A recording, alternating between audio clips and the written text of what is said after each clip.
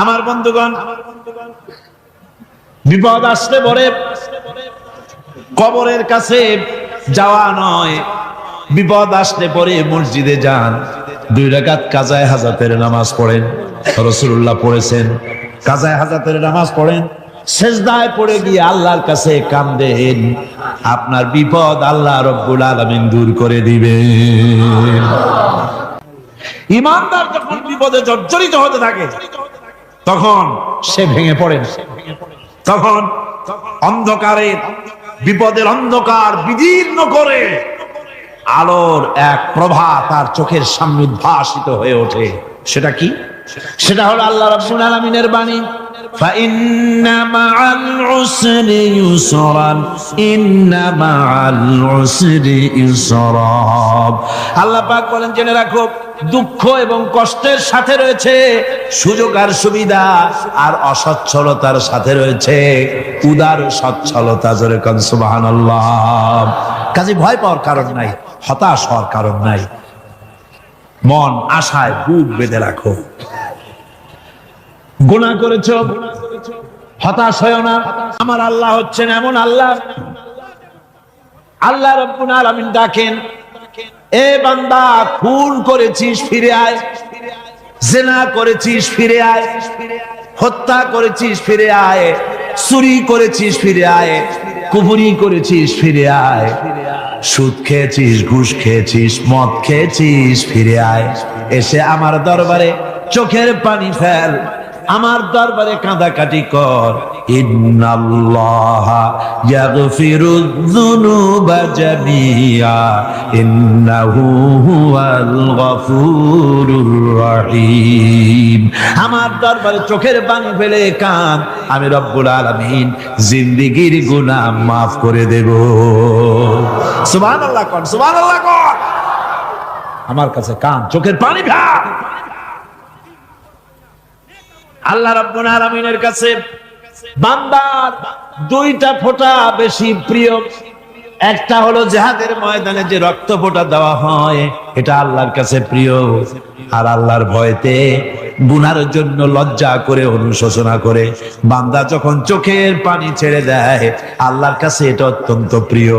নবীজি বলেছেন, বান্দা যখন গুনার ভয়তে, আল্লাহর ভয়তে, জাহান্নামের ভয়তে অনুশোচনা করে যখন চোখ দিয়া পানি ছেড়ে দেয়, ওই চোখের পানি নাকের অর্ধেক আসতে না আসতে আল্লাহ রাব্বুল আলামিন বান্দারে মাফ করে দেন। আল্লাহ বরদাস্ত করতে পারেন না যে বান্দা কান্দু। আমার ভাইরা, আল্লাহ রহমত, এই পৃথিবীতে আল্লাহর রহমতকে 100 ভাগ করা হয়েছে। আল্লাহর রহমতের কত ভাগ? এই 100 ভাগের 1 ভাগ সারা পৃথিবীতে ছড়াই দেওয়া হয়েছে। আর 99 ভাগ কার কাছে? আল্লাহর কাছে। এজন্য আল্লাহ রাব্বুল আলামিন বলেছেন, নাব্বি ইবাদি আন্নী আনাল গফুরুর রহিম। ও আমার নবী, সুসংবাদ দিয়ে দাও, বান্দাদেরকে শোনায় দাও যে আমি আল্লাহ তাআলা ক্ষমাশীল আর দয়াবান। আমার আল্লাহ রাব্বুল আলামিন বলেন, وَإِذَا سَأَلَكَ عِبَادِي عَنِّي فَإِنِّي قَرِيبٌ। ও আমার হাবিব, আমার বান্দা আমার ব্যাপারে প্রশ্ন করে, আমি বান্দার একদম নিকটে। কোরআন শরীফের ভিতরে যত জায়গায় রাসূলকে বলা হয়েছে সুয়ালের কথা, আপনাকে প্রশ্ন করা হয়, আল্লাহ তার জবাব কুল এই কথা বলে জবাব দিয়েছেন। যত জায়গায় সুয়াল এসেছে, যেমন কোরআনে কারীমের মধ্যে আল্লাহ পাক বলেন, ওয়ায়াসআলুনাকা আনিল মাহিদ, মেয়েদের হায়েজ সম্পর্কে জিজ্ঞাসা করা হয়, কুল হিয়া আযা, হে নবী আপনি বলুন। এভাবে করে কুল দিয়ে জবাব দেওয়া হচ্ছে। আবার প্রশ্ন করা হচ্ছে, ওয়ায়াসআলুনাকা আনিল আনফাল, এই গনিমতের মাল সম্পর্কে হুজুর আপনাকে, হে নবী আপনাকে প্রশ্ন করা হয়। আল্লাহ কুল দিয়া জবাব দিলেন। আল্লাহ বলেন আপনি বলেন। ওয়ায়াসআলুনাকা আনিল খামরি ওয়াল মাইসির, আল্লাহ পাক বলেন নবী আপনারে প্রশ্ন করা হয় কুল ফীহিমা ইসমুন কাবীর, আল্লাহ কুল দিয়া বললেন তুমি বলো।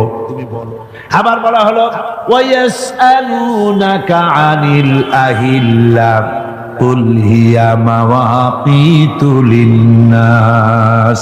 নবী আপনাকে প্রশ্ন করা হয় চাঁদের ক্রমবর্ধমান এবং ক্রমহ্রাস, এই যে বাড়ে আর কমে, পূর্ণিমা হয় অমাবস্যা হয়, কেন হয়? আপনি বলুন কুল, আপনি বলেন এটা আমি অক্ত এবং সময়, বছর আর দিন গণনা করার জন্য পৃথিবীবাসীদের জন্য বিনা পয়সায় একটা ক্যালেন্ডার বানাইয়া আকাশে ঝুলাই রেখেছি। এভাবে যত জায়গায় এসেছে আপনাকে প্রশ্ন করা হয়, তত জায়গায় আল্লাহ জবাব দিয়েছেন কুল, আপনি বলেন। গোটা কোরআন শরীফের ভিতরে এই একটি মাত্র জায়গা যেখানে বলা হয়েছে আপনাকে প্রশ্ন করা হয়। আল্লাহ এখানে বলতে পারতেন কুল, আপনি বলেন, আল্লাহ তোমাদের নিকটবর্তী, এভাবে জবাব হয় না। এটা কায়দাটা হলো এই, আল্লাহ বলতেছেন ওয়াইজা সালাকা ইবাদি, ও আমার নবী প্রশ্ন তো আমার বান্দারা আমার ব্যাপারে করেছে, এবার আপনার জবাবের কোনো দরকার নাই। প্রশ্ন আমার ব্যাপারে, আমি নিজে জবাব দিয়ে দেই ফা ইন্নী কারীব। ও বান্দা, আমার ব্যাপারে প্রশ্ন করেছিস, জবাব আমি দেই, আমি তোর সবচাইতে বেশি নিকটে। সুবহানাল্লাহ, কত নিকটে? ওয়ানাহানু আকরাবু ইলাইহি মিন হাবলিল ওয়ারিদ। তোর যে রব, এই শাহরগের চাইতেও আমি তোর বেশি কাছে। সুবহানাল্লাহ। আমারে ডাক, আমারে ডাক, কলিজা দিয়া ডাক, অন্তর দিয়ে। আল্লাহকে গফুর এবং রহিম হিসাবে পাওয়া যাবে, সব আল্লাহকে বলতে হবে, গুনাহ মাফ চাইতে হবে। এই জন্য হুজুর সাল্লাল্লাহু আলাইহি ওয়াসাল্লাম দৈনিক 100 বার তওবা করতেন। কোন হাদিসে আছে 70 বার, কোন হাদিসে আছে 100 বার তওবা করতেন। নামাজের পরে তো প্রত্যেক নামাজই পড়তেন হুজুর, সালাম ফিরাতেন আর সাথে সাথে বলতেন আল্লাহু আকবার, আস্তাগফিরুল্লাহ, আস্তাগফিরুল্লাহ, আস্তাগফিরুল্লাহ। মনে থাকবে আপনাদের? মনে থাকবে? সালাম ফিরাইয়া কি বলবেন? না, সালাম ফিরাবার সাথে সাথে বলবেন আল্লাহু আকবার, তারপরে পড়বেন আস্তাগফিরুল্লাহ, আস্তাগফিরুল্লাহ, আস্তাগফিরুল্লাহ। তওবা করবেন, আল্লাহর কাছে সবসময় গুনাহ মাফ চাইতে থাকবেন, বিনীত থাকবেন। আল্লাহকে পাওয়া যাবে, তাকে রহিম হিসেবে পাওয়া যাবে।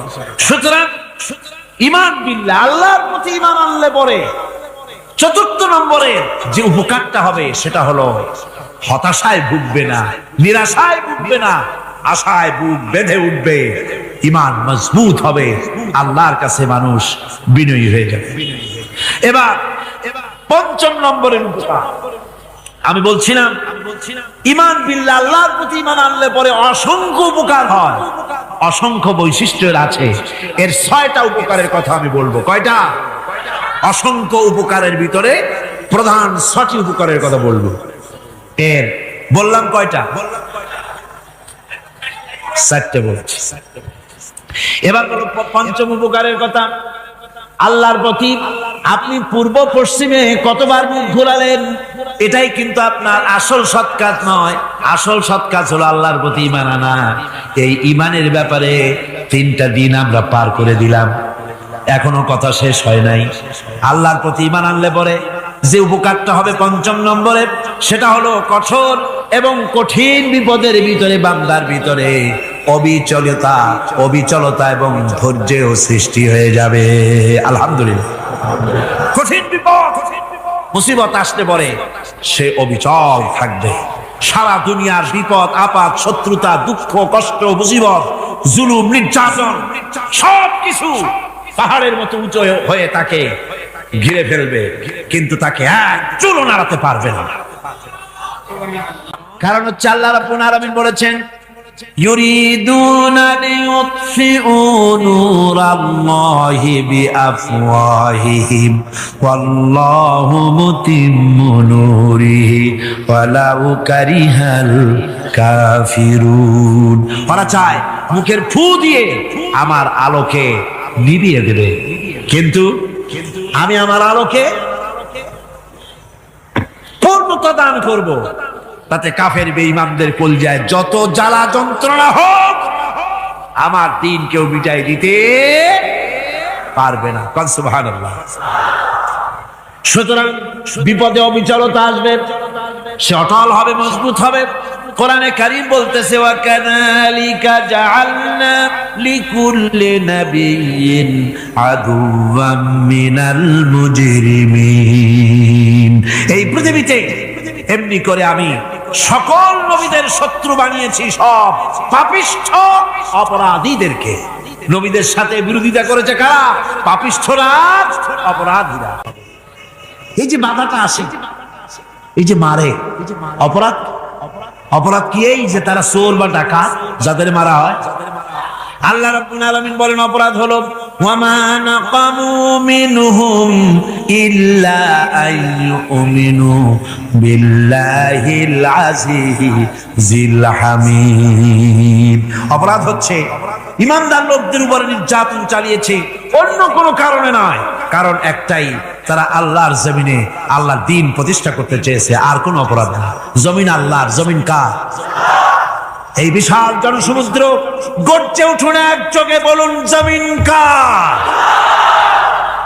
আইন চলবে কার? এখানেই সংঘর্ষ বেঁধেছে আবহমান কাল ধরে। মানুষ অত্যাচারিত হয়েছে, সাহাবায়ে কেরাম অত্যাচারিত হয়েছেন।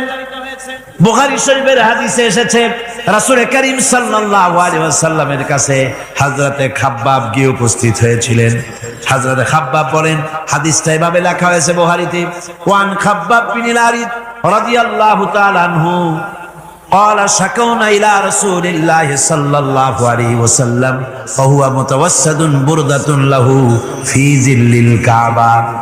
রাসূলুল্লাহর কাছে গেলাম, কাবা শরীফের কাছে গিয়ে দেখি নবীজি একটা চাদর গায়ে দিয়ে তিনি আরাম ফরমাচ্ছিলেন কাবা শরীফের ছায়ায়। সেখানে গিয়ে বললাম, আলা তাস্তানসিরু লানা আলা তাদউ লানা ইয়া রাসূলুল্লাহ, হে আল্লাহর রাসূল, আপনি কি আমাদের জন্য আল্লাহর কাছে দোয়া চাইবেন না? আপনি কি আল্লাহর কাছে আমাদের জন্য সাহায্য চাইবেন না? আমাদের লোকগুলিকে, মুসলমানগুলিকে মারতে মারতে তো শেষ করে ফেলে দিল। তারা আমাদের সুমাইয়াকে মারলো, আমাদের খাব্বাবকে উটের সাথে পায়ের দড়ি লাগায় টানলো, আমাদের খোবায়েবকে তারা আগুনের উপরে চিৎ করে শোয়ায় রাখলো, না খায় রাখতেছে, মারতেছে। কষ্টে তো শেষ হয়ে গেলাম, হুজুর আপনি কি আমাদের জন্য দোয়া করবেন না? হাদিস শরীফে এসেছে নবীজি উঠে বসলেন সোজা হয়ে। নবীজি বলেন, ও আমার সাহাবী, ও খাব্বাব শোনো, তোমাদের আগে এই পৃথিবীতে যারা দ্বীনের দাওয়াত দিতে এসেছিলেন তাদেরকে সমকালীন রাষ্ট্রশক্তি, সমাজ শক্তি তাদেরকে ধরতো। ফায়ুখাজুর রাজুলু, তাদেরকে তারা ধরতো। ফায়ুহফারু লাহু ফিল আরদ, আর তার জন্য জমিনের ভিতরে কবর বানাইতো। ওই কবর ফায়ুজালু ফিহা, ওই কবরের ভিতরে তাকে কোমর পর্যন্ত গেড়ে দিত। সুম্মা ইউতা বিল মানশার, এরপরে করাত আনতো। ফায়ুদাউ আলা রাসিহি, এরপরে ওই করাত তার মাথার উপরে রাখতো। ফায়ুজালু নিসফাইন, এরপরে করাত দিয়া চিরে জিল করে ফেলে দিত। মা ইয়াসুদ্দুহু যালিকা আন দীনিহি, ও আমার খাব্বাব, এত কষ্ট দেওয়ার পরেও সেই যুগের কোন মুসলমানকে, দ্বীনের দায়ীদেরকে আল্লাহর দ্বীন থেকে এক চুলো তারা সরাই দিতে পারে নাই, এক চুলো সরাতে পারে নাই। ওয়াল্লাহি, ও খাব্বাব, আমি আমার আল্লাহর নামে কসম করে বলছি, লা ইউতাম্মান্নাল্লাহু হাযাল আমরা হাত্তা ইয়াসিরা আর-রাকিবু মিন সানা ইলা হাযরামাউত। আমি কসম করে বলি, আল্লাহ রাব্বুল আলামিনের এই সানা থেকে হাজারামত পর্যন্ত লোকেরা যাতায়াত করবে, সুন্দরী রমণীরা গমন করবে, সদাগরেরা যাতায়াত করবে, টাকা নিয়া পয়সা নিয়া যাতায়াত করবে। তাদের মনের মধ্যে লুটের ভয়, টাকার ভয়, চুরির ভয়, ডাকাতির ভয়, জেনার ভয়, হত্যার ভয়, ধর্ষণের ভয়, কোনো ভয় থাকবে না। লা ইয়াখাফু ইল্লাল্লাহ, আল্লাহ ছাড়া কোনো ভয় থাকবে না। এমন একটা সমাজ, এমন একটা সময় আসবে, ওয়ালাকিন্নাকুম তাস্তাজিলুন, অথচ খুব তাড়াহুড়ো তোমরা করতেছো। তাড়াহুড়ো করো না, সময় আসবে ইনশাআল্লাহ। আর সে সময় আসছিল মদিনায়, আসে নাই? আসে নাই? আমার বন্ধুগণ, কঠিন বিপদে অবিচলতা এবং ধৈর্যের দৃষ্টান্ত রেখে গেছেন আম্বিয়া আলাইহিমুস সালাম। সুবহানাল্লাহ। কঠিন বিপদে অবিচলতা, দৃঢ়তা, ধৈর্য কারে বলে, তার দৃষ্টান্ত কারা রেখেছেন? আম্বিয়া আলাইহিমুস সালাম। ওনারাই আমাদের আদর্শ, নবীরাই আদর্শ। সাহাবায়ে কেরাম রিদওয়ানুল্লাহ তাআলা আলাইহিম আজমাইন আমাদের আদর্শ। ভাইরা আমার, মুসা আলাইহিস সালামকে ফেরাউন যখন ঘিরে ফেলে দিল, কোরআনের সব কথা গল্প গুজবার ইতিহাসের জন্য লেখা হয় নাই। কোরআনের মধ্যে যা লেখা হয়েছে সব বান্দাদের উপদেশের জন্য, যাতে করে লোকেরা চিরটা কাল এর থেকে উপদেশ নিয়ে নিজেদের তৈরি করতে পারে। জোরে বলেন সুবহানাল্লাহ। মুসা আলাইহিস সালামের কথা আল্লাহ বলেন, ফেরাউন তাকে ঘিরে ফেলে দিল, পালাবার রাস্তা নাই। ফালাম্মা تراءى الجمعان قال أصحاب موسى إنا لمدركون। মুসা আলাইহিস সালামের উম্মতরা বললেন, হে মুসা, পাকড়াও হয়ে গেছি, পালাবার রাস্তা নাই। তিন দিক থেকে আমাদেরকে ঘেরাও করেছে ফেরাউনের শক্তি। সামনে কি? দরিয়া, আর তিন দিকে কি? ঘেরাও আন্দোলন। তিন দিক থেকে ঘেরাও হয়ে গেছে, পালাবার কোন রাস্তা। হযরতে মুসা আলাইহিস সালামের কাছে উম্মতরা বললেন, পালাবার তো কোনো পথ নাই, এখন উপায়টা কি? আমাদের তো আর উপায় নাই। মুসা আলাইহিস সালাম দেখেন বিপদে পড়ে গেছেন, কিন্তু ধৈর্য হারান নাই, ভয় পান নাই। ভয় পাইছিলেন? ভয় পেয়েছেন? প্রশ্নই ওঠে না। মুসা আলাইহিস সালাম, আল্লাহ পাক যাদেরকে বলেছেন উলুল আযম রাসূল, যাদের বলেছেন তার মধ্যে হযরত মুসা একজন উলুল আযম পয়গম্বর। চারটি গাড়ি কথা না, আল্লাহ কথা বলছেন তার সাথে, কালিমুল্লাহ তিনি। সুবহানাল্লাহ। মুসা আলাইহিস সালাম শোনালেন, কাল্লা ইন্না মাইয়া রাব্বি সায়াহদিন। কখনো নয়, আমার উম্মতেরা ভয় পেও না, আমার রব অবশ্যই আমাকে পথ দেখাবে। সুবহানাল্লাহ। তিন দিক থেকে শত্রু, একদিকে দরিয়া, পালাবার কোন রাস্তা নাই। সেখানে দৃঢ়তার সাথে তিনি বলছেন, অবশ্যই আমার আল্লাহ আমারে পথ দেখাবে। সুবহানাল্লাহ। নবীরা এই দৃঢ়তা দেখিয়েছেন, অবিচলতা দেখাইছেন। আল্লাহ পাক মুসা আলাইহিস সালাম যখন এই দৃঢ়তা দেখালেন, এই অবিচলতা দেখালেন, সঙ্গে সঙ্গে জিবরাইল এসে হাজির হয়ে গেলেন। আল্লাহ পাক বলেন, ফাআওহাইনা ইলা মুসা আন আদরিব বিআসাকাল বাহরা ফানফালাকা ফাকানা কুল্লু ফিরকিন কাত্তাউদিল আযীম। মুসা আলাইহিস সালামকে আমি ওহী নাযিল করলাম, তাকে বললাম হাতে যে লাঠি আছে, এই লাঠি দিয়ে আঘাত করো দরিয়ার উপরে। দরিয়ার উপরে আঘাত করলেন, একটা রাস্তা হয় নাই, 12টা রাস্তা তৈরি হয়ে গেল। আর দেওয়ালগুলা পাহাড়ের মতো উঁচা হয়ে গেল। দরিয়ার ভিতরে পাহাড়ের মতো উঁচা, মজবুত 12টা রাস্তা। এবার মুসা আলাইহিস সালাম তার দলবল নিয়ে চললেন। আল্লাহ রাব্বুল আলামিন বলেন, وأنجينا موسى ومن معه أجمعين। মুসা এবং তার সাথী সঙ্গীদেরকে আমি পার করে দিলাম। মুসা আলাইহিস সালাম এবং তার সাথী সঙ্গী নিয়ে যখন দরিয়ার মাঝখানে আসছে, ফেরাউন তার দলবল নিয়ে এসে গেছে। আসে দেখে নদীর মধ্যে রাস্তা। বাবা, উক্ত কায়দা। ওর লোকজন নিয়ে নেমে গেছে দরিয়ার ভিতরে। ও আসছে মাঝখানে, মুসা আলাইহিস সালাম চলে গেছেন ওপার, দরিয়া পার। মাঝখানে যখন এসে গেল, আল্লাহ রাব্বুল আলামিন পানিকে অর্ডার করলেন কুন। আল্লাহর তো বটন টেপা লাগে না, মুখ দিয়া কোনো হুকুম করা লাগে না, শুধু বলেন কুন। যে ব্যাপারে কুন বলেন ফায়াকুন, সাথে সাথে হয়ে যায়। আল্লাহ বললেন কুন, আর অমনি রাস্তা বন্ধ হয়ে গেল। এবার তুফান শুরু হয়েছে নদীতে, ঢেউয়ের উপরে ঢেউ, মৌজুন কাল জিবাল, পাহাড়ের মতো উঁচু হয়ে হয়ে ঢেউ আসতেছে। দলবল ঘোড়া আর অস্ত্রপাতি যা ছিল সব মরে শেষ। এবার ফেরাউন একা উপরে ওঠে আর নিচে নামে, পানি খেতে খেতে পেটের কাম সারা।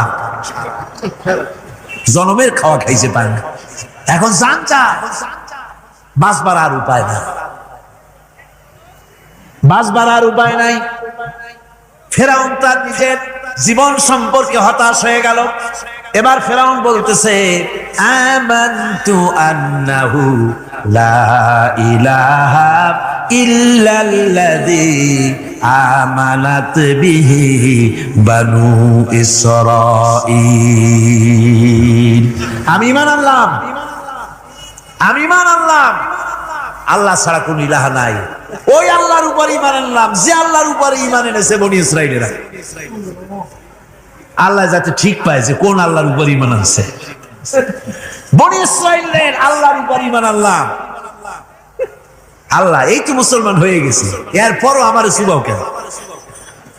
আল্লাহ রাব্বুল আলামিন জবাবে বলেন, আল আন, এখন ওয়াকাদ আসাইতা ক্বাবলু ওয়া কুনতা মিনাল মুফসিদিন। এখন ঈমান আনার কথা বলছো, অথচ যুগের পর যুগ, বছরের পর বছর ধরে আমার মানুষের উপরে মন গড়া আইন চালায়েছো, আমার পয়গম্বরের সাথে বেয়াদবি করেছো। আজ তোমাকে আমি ছাড়ছি না, তোমাকে আজকে ছেড়ে দেব না, আমি তোমাকে মারব। আর সমস্ত প্রাণীগুলিকে, স্থলচর প্রাণীগুলিকে আল্লাহ পাক অর্ডার দিয়া দিলেন, এই ফেরাউনের লাশকে ডুবাবি না, পচাবি না, খাবি না। আলিয়াউমা নুনাজ্জিকা বিবাদানিক, আমি তোমার শরীরে বাঁচায় দেব। পোকে খাবে না, পানিতে পচবে না, মাছে খাবে না, কুমিরে খাবে না, দুনিয়ার কোনো পশুতে খাবে না। আমি তোরে শুটকি বানাইয়া রাখবো, যাতে করে দুনিয়ার সমস্ত ফেরাউন যত যুগে যুগে আসে তোরে দেখে যেন হেদায়েত নিতে পারে। ফেরাউনকে আল্লাহ শুটকি বানায় রাখছে। এবারে হযরত হুদ আলাইহিস সালাম সম্পর্কে আল্লাহ রাব্বুল আলামিন বলেন, হযরতে হুদকে যখন ষড়যন্ত্র হলো, কাফির বেঈমানেরা তাকে মেরে ফেলার জন্য যখন সরকারি ষড়যন্ত্রে লিপ্ত হয়ে গেল, হযরতে হুদ সমাজের এই চ্যালেঞ্জের মোকাবেলা করলেন। হযরত হুদ বলেন, ফাকিদুনি জামিআন সুম্মা লা তুনজিরুন ইন্নী তাওয়াক্কালতু আলাল্লাহি রাব্বি ওয়া রাব্বিকুম। আমি, তোমরা তোমাদের ষড়যন্ত্র আমার বিরুদ্ধে যত পারো আমার বিরুদ্ধে ষড়যন্ত্র চালাও, এতটুকু আমার অবকাশ দিও না। আমি এমন আল্লাহর উপরে ভরসা করেছি যার হাতের ভিতরে তোমাদেরও জান আর আমারও জান। যা পারো তাই করো। সরকার, সমস্ত শক্তি একত্রিত হয়ে আমার মোকাবেলা করো। একদিকে হুদ আলাইহিস সালাম, আর একদিকে গোটা জাতি। হযরত হুদ ভয় পায় নাই। সুবহানাল্লাহ।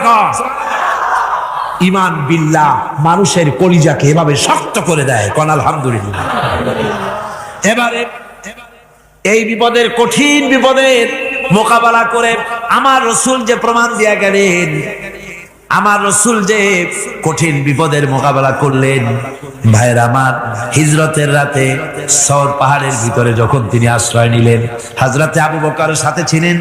হযরতে আবু বকর রাদিয়াল্লাহু তাআলা আনহু বলেন, হুজুর আপনি দাঁড়ান, এটা তো পাহাড়িয়া গুহা, গুহার ভিতরে সাপ থাকতে পারে, বিচ্ছু থাকতে পারে, আমি আগে ঢুকি, বিপদ যদি হয় আমার উপর থেকে হয়ে যায়। গুহার ভিতরে নেমে গুহা সাফ করলেন। এরপরে হুজুরকে ডাকলেন, হুজুর তাশরীফ নিলেন গুহার ভিতরে। এরপরে হুজুর বললেন, আবু বকর, পাহাড়ে হেঁটে হেঁটে 2-3টা পাহাড় পাড়ি দিয়া যাওয়া লাগে সূর পাহাড়ে। মদিনার সোজা রাস্তা হুজুর ধরেন নাই, মেসফালার পথ দিয়া, জাবালে কেদোয়ার উপর দিয়া 3টা পাহাড় পাড়ি দিয়া তারপরে হুজুর গেলেন সূর পাহাড়ে। গুহার ভিতরে হুজুর তাশরীফ নিলেন। বললেন, আবু বকর তুমি বসো, তোমার উরুর উপরে মাথা রেখে আমি একটু আরাম করি। হযরতে আবু বকর বসলেন, হুজুর তার উরুর উপরে মাথা রেখে ঘুমায় গেলেন। আর এরপরে কাফির বেঈমানেরা তালাশ করতে করতে কাফেরেরা এসে গেল পায়ের চিহ্ন দেখে দেখে গর্তের কাছে। হযরত আবু বকর ভয়তে কেঁদে ফেললেন, আহারে আর তো উপায় নাই, এবার তো ধরা পড়ে গেছি, এবার নবীজিকে মেরে ফেলে দেবে। নবীর মহব্বতে, নিজের মহব্বতে নয়, নবীর মহব্বতে কাঁদতেছিলেন। হুজুর বলেন, হুজুরের ঘুম ভেঙে গেল। বলো আবু বকর কাঁদো কেন? ছেলের কথা, মেয়ের কথা, বিবির কথা, বাড়ির কথা মনে পড়লো নাকি? হযরত আবু বকর বলেন, ইয়া রাসূলুল্লাহ, আল্লাহর কসম করে বলি, যেদিন ঈমান এনেছি এই কলিজার ভিতরে মা বাপ, স্ত্রী, পুত্র, পরিজন, এমনকি আমার নিজের জীবনের চাইতে আপনারে বেশি ভালোবাসি। তা কাঁদো কেন? কাঁদো কেন? হযরত আবু বকর বলেন, হুজুর ধরা পড়ে গেছি, কাফেররা এসে গেছে, গর্তের কাছে তাকালি আমাদের দেখতে পাবে। আমরা তো মাইনরিটি, ওরা তো মেজরিটি, আমরা তো ধরি মারি ফেলাই দেবে, আপনাকে মেরে ফেলে দেবে, এই জন্য কাফি। আল্লাহ রাব্বুল আলামিন, হুজুর তখন কি দৃঢ়তা, কি অবিচলতা, কি ধৈর্যের পাহাড় সম মনোবৃত্তি তখন দেখালেন। আল্লাহ কোরআন শরীফে চিরকাল যাতে মানুষেরা হেদায়েত নিতে পারে, সেজন্য হুজুরের কথা উঠায় দিলেন কোরআনে। আল্লাহ পাক বলেন, ইযহুমা ফিল গার ইয ইয়াকুলু লিসাহিবিহি লা তাহজান ইন্নাল্লাহা মা'ানা। ও বন্ধু, ভয় পেও না, আল্লাহ আমাদের সাথে আছেন। সুবহানাল্লাহ। আল্লাহ আমাদের সাথে আছেন। আমরা মাইনরিটি নই, আমরা মেজরিটি। আল্লাহ আছে আমার সাথে, ভয় পাওয়ার কোনো কারণ নাই। সুবহানাল্লাহ। আল্লাহ পাক বলেন, فأنزل الله سكينته عليه وأيده بجنود لم تروها। আমি এদের অন্তরের ভিতরে আমি শান্তি নাজিল করে দিলাম, প্রশান্তি দিয়া দিলাম, আর আমি সাহায্য করলাম, আর এমন সব সৈন্য পাঠায় দিলাম যে সৈন্যগুলি তোমরা দেখতে পাও নাই। সুবহানাল্লাহ ওয়া বিহামদিহি। ভাইরা আমার, রাসূল করিম সাল্লাল্লাহু আলাইহি সাল্লাম এই বিপদের মাঝে, চরম বিপদের মাঝে অবিচলতা, দৃঢ়তা, কঠিন আত্মনির্ভরতা দেখিয়েছেন। এগুলি হলো ঈমানের পঞ্চম নম্বরের উপকারিতা। আল্লাহর প্রতি ঈমান আনলে এভাবে পাহাড় সম ঈমান মজবুত হয়ে যায়। জেলের পরোয়া করি না, ফাঁসির পরোয়া করি না, শহীদ হওয়ার পরোয়া করি না, মেরে ফেলে দেবে, উড়ায় দেবে, হত্যা করবে, পরোয়া করি না। পরোয়া করি কেবলমাত্র কাকে? জোরে বলেন কারে? এইরকম মুসলমান হাজার হাজার লাখ লাখ দরকার নাই, 313 জন যথেষ্ট। কয়জন যথেষ্ট? 313 জন যথেষ্ট। বদরে যারা জান দিয়ে, মাল দিয়ে দ্বীনকে প্রতিষ্ঠিত করেছিলেন, এরকম 313 জনই যথেষ্ট ছিল।